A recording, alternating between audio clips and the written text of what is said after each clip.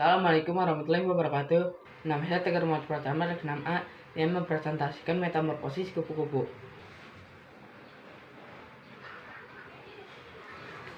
Metamorfosis kupu-kupu. Metamorfosis merupakan suatu proses pertumbuhan pada hewan yang melibatkan perubahan struktur fisik sejak menetas hingga tumbuh dewasa. Perubahan dari waktu ke waktu terlihat benar-benar sangat berbeda. Perbedaan tersebut terjadi karena adanya perubahan dan diferensiasi sel secara radikal. Bahkan antara satu tahapan pertumbuhan organisme tersebut hampir terlihat seperti dua organisme yang tidak saling punya hubungan. Tidak semua hewan mengalami metamorfosis, hanya hewan tertentu seperti katak, tunicata, Crustacea, Mollusca, Echinodermata, dan beberapa serangkaian. Salah satu serangga yang mengalami metamorfosis adalah kupu-kupu.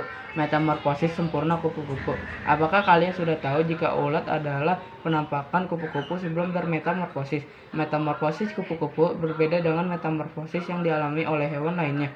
Pada kupu-kupu prosesnya lebih panjang sehingga biasanya disebut dengan metamorfosis sempurna. Siklus hidup kupu-kupu. Metamorfosis kupu-kupu dimulai dari fase telur, ulat, kepompong, dan barulah terbentuk menjadi kupu-kupu. Berikut beberapa penjelasan fase-fase metamorfosis sempurna kupu-kupu yang perlu kita ketahui. Fase telur. Di daun mungkin Anda pernah melihat telur kupu-kupu. Biasanya bentuknya bulat, kecil-kecil berwarna putih. Kupu-kupu tidak bertelur di tempat sembarangan. Mereka memilih di daun yang mereka sukai. Setiap kupu-kupu memiliki daun kesukaannya masing-masing. Mereka akan bertelur di daun tersebut karena apabila telurnya nanti menetas, bisa langsung mendapatkan makanan. Lebih lanjut, kupu-kupu biasanya akan meletakkan telurnya di bagian bawah atau ujung daun. Hal itu agar telur dapat terlindungi gangguan dari luar. Telur-telur tersebut biasanya akan bertahan antara 3-5 hari sebelum menetas. Mereka menetas dengan cara membuat lubang-lubang kecil pada kulit telur. Fase larva atau ulat. Larva merupakan fase di mana kupu-kupu masih dalam bentuk ulat kupu-kupu. Kebanyakan orang akan merasa tidak nyaman dengan ulat, entah karena jijik atau yang lainnya. Tapi orang biasanya tidak suka dengan ulat karena merusak tumbuhan. Ketika menjadi ulat, mereka memang pemakan daun tumbuhan. Untuk memproses pertumbuhan, ulat membutuhkan banyak makanan. Itulah mengapa terkadang mereka sampai bisa merusak tanaman. Pertumbuhan ular bisa dikatakan sangat cepat, bahkan terkadang ukuran tubuhnya melebihi kulitnya, sehingga mereka harus berganti kulit. Berganti kulit ternyata memang tidak hanya dilakukan oleh ular saja, tetapi juga ulat. Ulat berganti kulit sebanyak 4-6 kali. Biasanya pergantian kulit pada ulat ini disebut molting. Terus setelah ukuran ulat maksimal, mereka akan mencari tempat berlindung agar bisa berubah menjadi kepompong. Fase kepompong atau pupa. Setelah menjadi ulat, mereka akan mencari tempat dan daun yang cocok untuk membungkus diri. Biasanya kepompong berwarna hijau atau coklat. Hal tersebut bertujuan untuk menyamarkan diri dari lingkungan sekitar. Ketika diamati dari luar, hewan ini seperti sedang bertapa, tetapi di dalam sebenarnya sedang terjadi proses pembentukan diri menjadi kupu-kupu. Kepompong ini apabila dipegang biasanya memiliki struktur kulit dan halus dan keras. Untuk lama pembentukannya sendiri biasanya tergantung dari jenis spesiesnya sendiri, tetapi rata-rata antara 7-20 hari. Setelah kurun waktu antara 7-20 hari selanjutnya mereka akan lanjut ke fase imago. Fase kupu-kupu atau imago. Setelah proses pembentukan diri sempurna, ulat tersebut akhirnya berubah menjadi kupu-kupu. Mereka memiliki sayap dan bentuk tubuh indah. Biasanya setelah keluar dari kepompong, sayap kupu-kupu akan terlihat basah, kecil, kusut, dan terkadang juga masih ditempeli cangkang kepompong mereka. Cairan pada sayap kupu-kupu itu disebut hemolymphs. Sebuah penelitian menyebutkan bahwa hemolymphs pada sayap kupu-kupu berfungsi untuk membantu memperbesar tubuh dan sayap pada kupu-kupu baru itu. Untuk membantu proses pertumbuhan agar lebih maksimal, biasanya kupu-kupu baru masih harus merangkak mencari nektar bunga. Memang demikian, ketika sudah menjadi kupu-kupu, jenis makanan organisme ini pun berubah. Ketika menjadi ulat, mereka memakan daun, sedangkan ketika sudah menjadi kupu-kupu, mereka memakan nektar atau madu yang mereka dapatkan dari bunga-bunga. Perilaku kupu-kupu. Kupu-kupu merupakan hewan yang aktif di siang hari, sehingga akan sangat sulit untuk menemukan kupu-kupu di malam hari. Setelah berubah menjadi kupu-kupu, organisme ini bisa terbang, tetapi tidak seperti burung yang bisa terbang sangat tinggi. Kupu-kupu bisa terbang hanya sekitar 2-3 meter saja, cukup rendah. Kupu-kupu juga terbang untuk mencari makan secara terpisah. Apabila Anda mungkin pernah melihatnya bergelombol, itu artinya mereka sedang mengalami fase reproduksi. Pada fase reproduksi ini, kupu-kupu jantan akan membuahi kupu-kupu betina. Selanjutnya, kupu-kupu betina yang akan bertelur untuk membentuk organisme baru. Kupu-kupu biasanya memulai fase kawin atau reproduksi setelah 5 atau 6 hari keluar dari kepompong. Yang ini mempresentasikan tentang metamorfosis katak.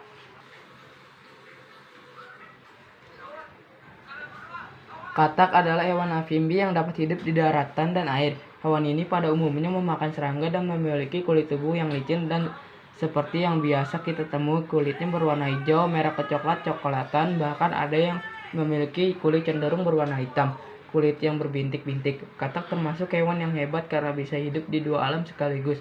Katak merupakan hewan spesial yang memiliki banyak kelebihan untuk bertahan hidup. Bagaimana tidak, mereka bisa hidup di dua alam atau amfibi, yakni di darat dan di air sekaligus. Jika disentuh, katak memiliki tubuh yang keras dan lunak secara bersamaan. Jika kita perhatikan di bagian kaki katak, terdapat seperti perekat, di mana katak menggunakannya ketika mereka sedang memanjat sesuatu agar tidak jatuh. Kakinya yang kuat itu juga berguna untuk mempermudah ketika berenang. Katak awalannya hanya berbentuk kecebong dan hanya dapat hidup di air. Setelah bermetamorfosis, barulah katak bisa hidup di dua tempat. Secara umum, metamorfosis katak terbagi ke dalam 4 fase, yakni fase telur, kecebong atau berudu, katak muda, dan katak dewasa. Berikut ini ilustrasi gambar dari fase metamorfosis katak.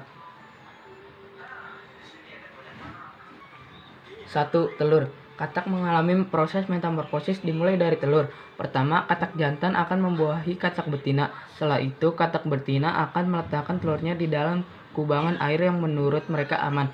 Telur katak bentuknya seperti jeli atau mungkin lebih mirip dengan biji buah selasih. Telur katak mengalami perubahan secara mandiri tanpa harus ditunggu induknya.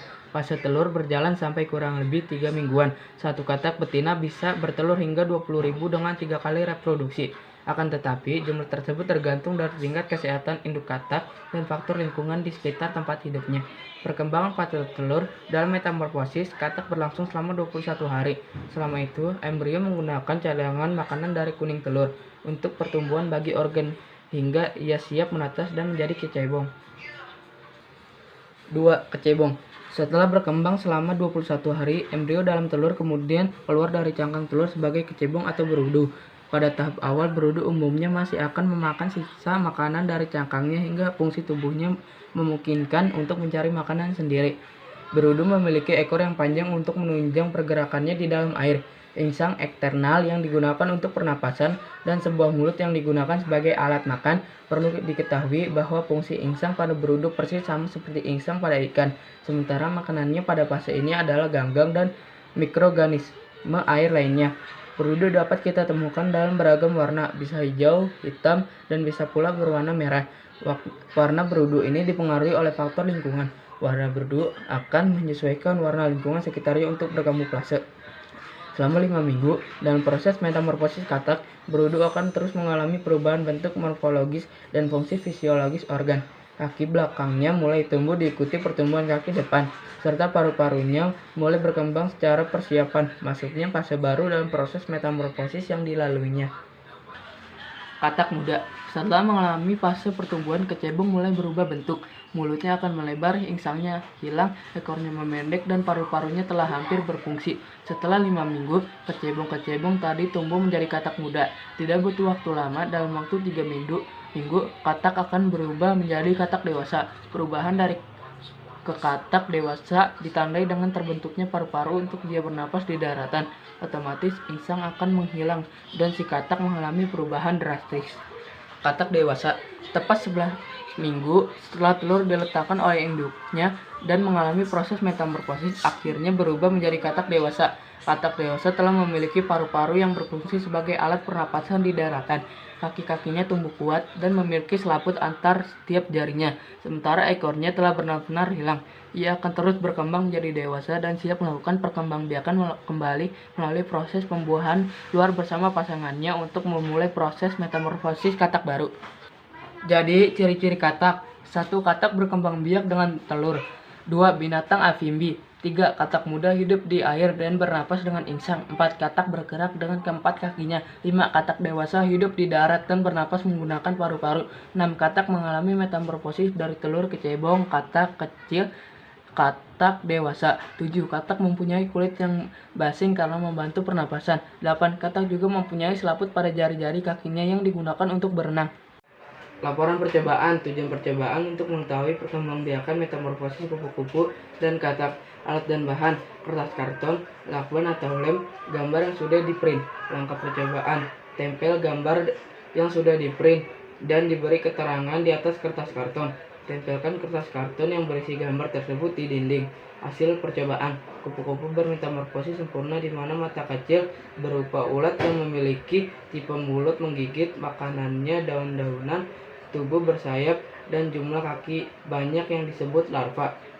Katak bermetamorfosis tidak sempurna. Pada katak, masa kecil kecebong bergerak dengan ekor, bernapas dengan insang. Kesimpulan: metamorfosis pada kupu-kupu adalah metamorfosis sempurna.